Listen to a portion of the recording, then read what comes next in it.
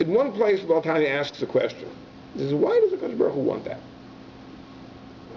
Why does the Kadosh Baruch Hu want that there should be such people in the world? Why does he give people this job?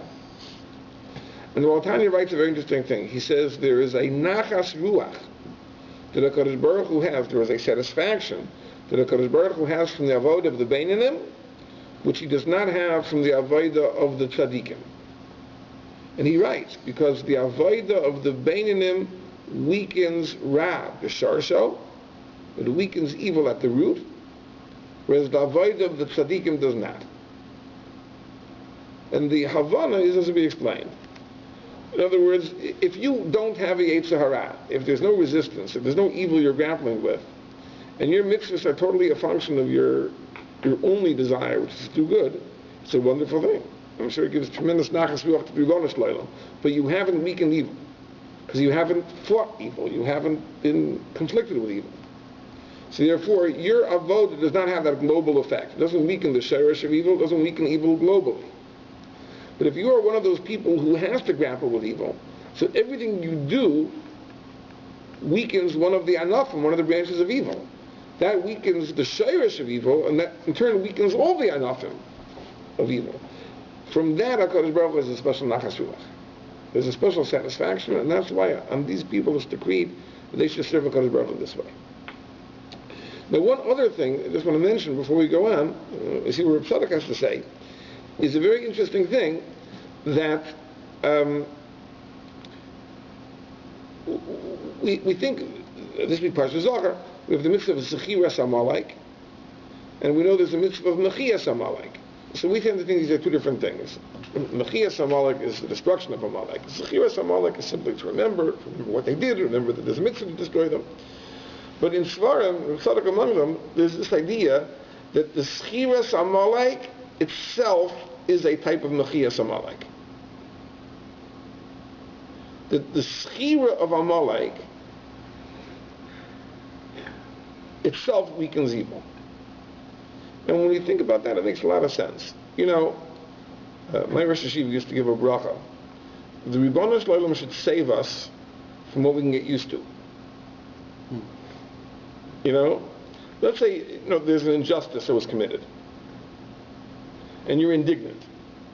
You're indignant. So there's a conflict because you can't be civil. You can't tolerate that injustice. That's how you feel when you first hear about it. A week later, not so bad. But a month later, everyone's doing it. Short time after that, that's the way it's meant to be. What can you do? That's life. Because what's happened over the months, you've become tolerant, you've become accepting of that evil. That tolerance, that acceptance, that itself strengthens evil. You are strengthening evil with your acceptance of it. To the contrary, if you could maintain that indignation, even if at this point there's not really anything you can do about it, but you maintain the indignation, the anger, this can't be, you talk about it, you bemoan it, that itself is a weakening of evil. You haven't allowed evil to become acceptable. You haven't allowed evil to become tolerable. The Zechiras Amalek is exactly that. When you remember Amalek, this Shabbos, if you can get angry, it'll be a good thing. I'm not joking. In other words, I'm thinking myself too.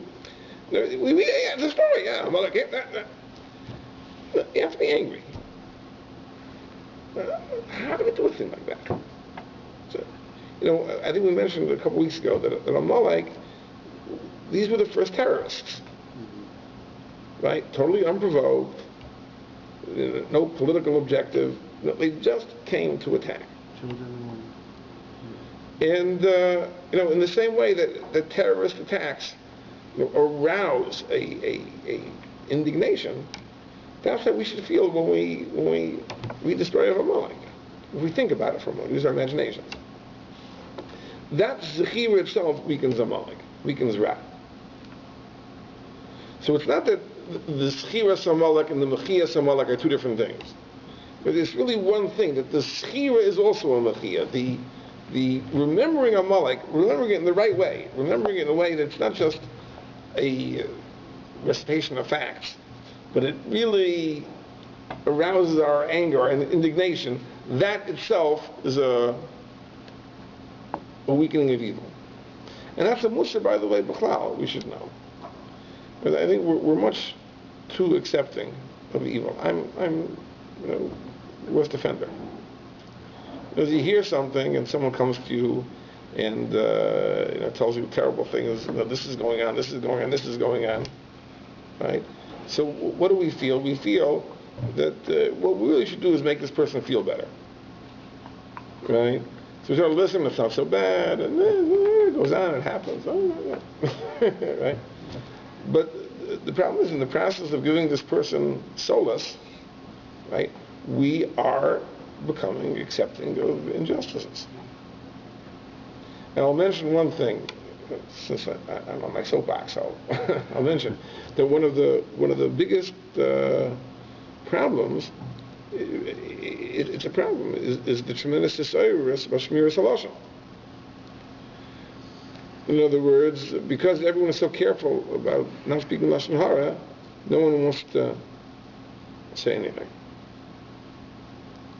But Shmiras HaLashon doesn't mean taping your mouth shut. Shmiras HaLashon means knowing what has to be said and saying what has to be said. Right? If you don't say something which has to be said, that's not Shmiras HaLashon. But that's a chasidus of shtutz. So, of course, I'm not saying you should be over, not over. Learn the halachas, know what has to be said, and say what has to be said. But one of the unfortunate side effects of the campaign for Shmiras HaLashon is the fact that evil is not confronted to the extent that it should be. You have to be very careful. Right? It can't be that evil is left to fester. Okay, so now these are the Hagdamos. Now we're going to see a little bit of Rav Tzadok has to say about Mechias Hamalek. And he's commenting on a pasuk in Megillah Esther. It says, La Yehudim haisa ora v'simcha v'sasam v'yikar. That after the downfall of Haman, the Jews had light and joy. Sasam also was a type of happiness. Yikar. Yikar is honor. So, whatever these terms mean, we'll see in a few moments. But he says, pasuk zeh nemar achar Mechias Hamalek. This pasuk is written in the Megillah Esther after the destruction of Amalek, after the downfall of Haman, who's from Amalek.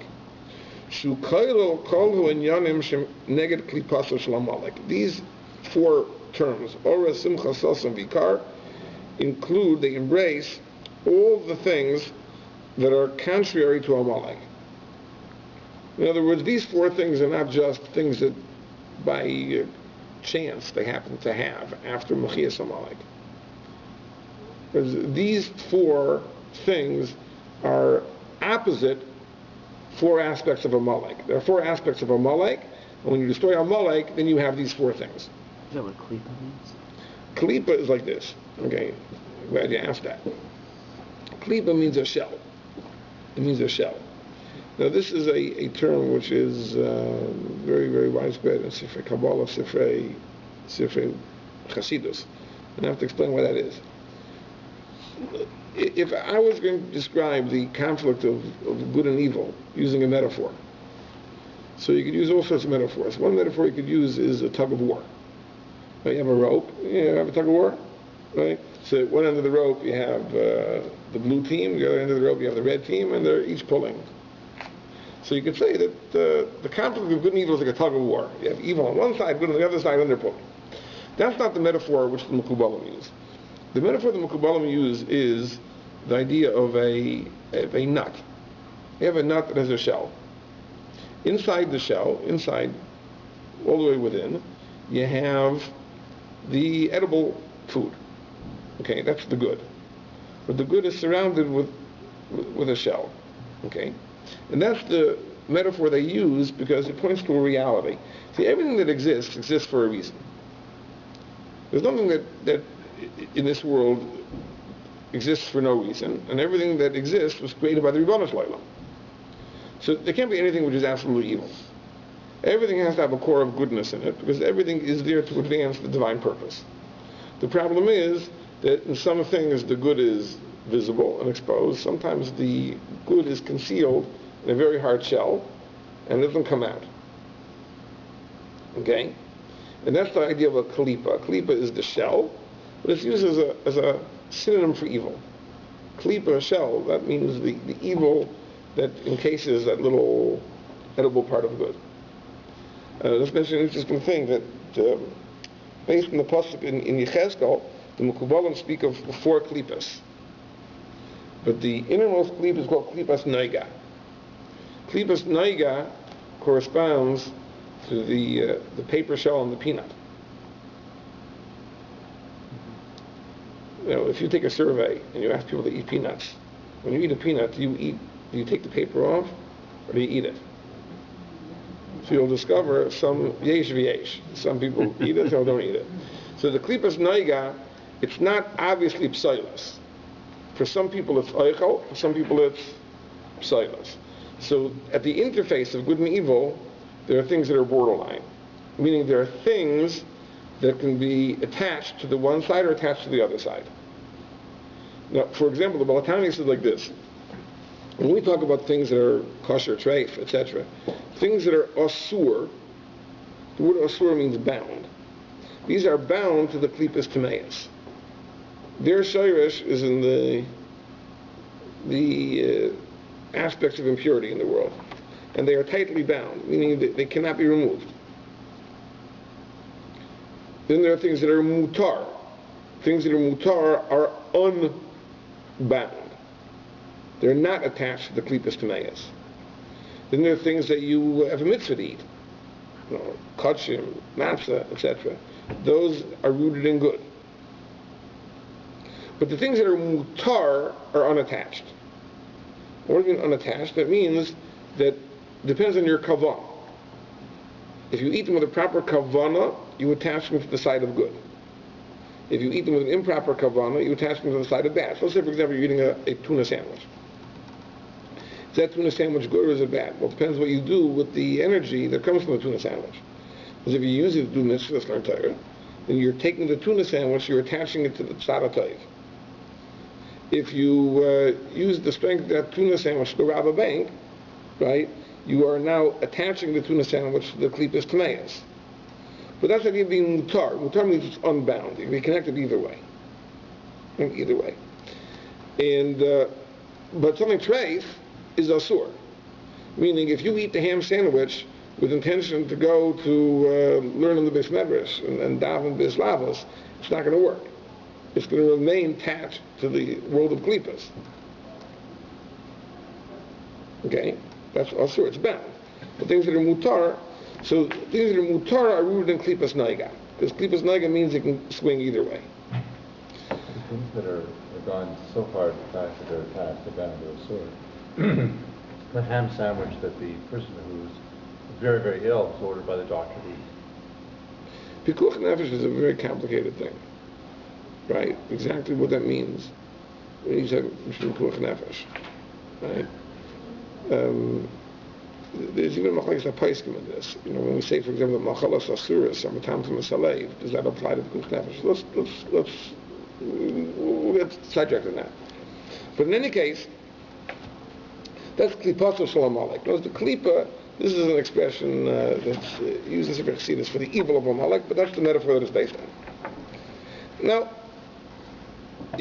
we'll see in Rav Tzadok. Excuse me, are you saying the evil of Amalek is associated with klipa noga? Or No. It's not klipa. I'm just saying, I was talking about the word klipa. You mentioned it, so I understand it. Now, what is Amalek really out to do? Like, what is Amalek's real objective? So he says, the ikar klipaso haya lovato Torah. The ikar klipa of Amalek, the ikar objective of Amalek is to prevent Torah. To prevent Torah from being given. And he's going to show that there are 3 times in history Amalek attacked to prevent Torah from being given or being allowed to expand. Now, why that is, he's going to hint to in a moment. But the reason is this, because If I would ask you, what is the most basic instinct of anything? Live. To live, self-preservation. Okay? Torah brings the downfall of evil. But that's what Torah is meant to do. Torah is a program for the obliteration of evil. So self-preservation dictates that Amalek be anti-Torah. Because whatever the nature of Amalek's evil is, it makes no difference. Because we can explore the particular nature of Amalek's evil another time. But evil always has to be opposed to Torah, simply on the grounds of self-preservation. I don't care what Amalek really is into.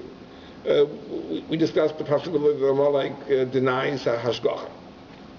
Whatever it is, maybe Amalek enjoys overeating. It's totally irrelevant what Amalek, the nature of Amalek's evil. But anything which is evil has to be opposed to Torah, simply on the grounds of self-preservation. And therefore Amalek's objective in history is to stop Torah. That's their goal. Now, Rav Tzadok is his next comments are going to be based on a Medrash Tanchuma, which is coming to answer a famous question. The Gemara says in Masechah Shabbos that on the pasuk Vayisyatzvu b'tachta Sahar, that the Jews stood under the mountain, and what does it mean they stood under the mountain? Melamed shekaf HaKadosh Baruch Hu aleim har kegigis. HaKadosh Baruch Hu held the mountain over their heads and said, if you accept the Torah, fine. If not, shomtei k'varaschem. This is where you're going to be buried. So it was under duress. They were forced into accepting it. So the Gemara says, so here there's an advanced declaration of duress in the Torah itself. In other words, a Jew could always weasel out of his obligation by saying, listen, we were forced into it, we didn't accept it willingly. Even so says the Gemara, later, the Jews accepted the Torah willingly in times of Achashverosh. It says, that the Jews ratified and accepted, they ratified that which they had earlier accepted at Har Sinai, they re-accepted it again willingly. And this is the Gemara says. But the Gemara says the original Kabbalah Torah was under duress. So Tosfos asks the question, what do you mean? 2 days before the Maimon Har Sinai, the Jews had Nasa v'Nishma, they accepted the Torah willingly. So why was it necessary to hold the mountain over their heads? They already accepted it willingly. So Tosfos gives answers. But the Medrash Tanchuma in Parshas Nayach says that the Nasa v'Nishma is on Torah Shebechsav. And the Kafalei Martigigis was for Torah Sheba'al Peh. The Jews were willing to accept Torah Shebechsav, they weren't willing to accept Torah Sheba'al Peh. Now what exactly does that mean? In other words, why should the Jews have been willing to accept Torah Shebechsav and not Torah Sheba'al Peh?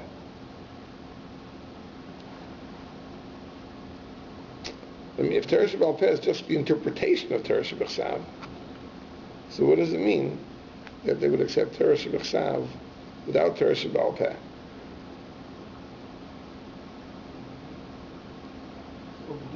It isn't just interpretation. So personally, I think that the idea behind it is like this, that what it means is they accepted the letter of the law, but they didn't accept the spirit of the law.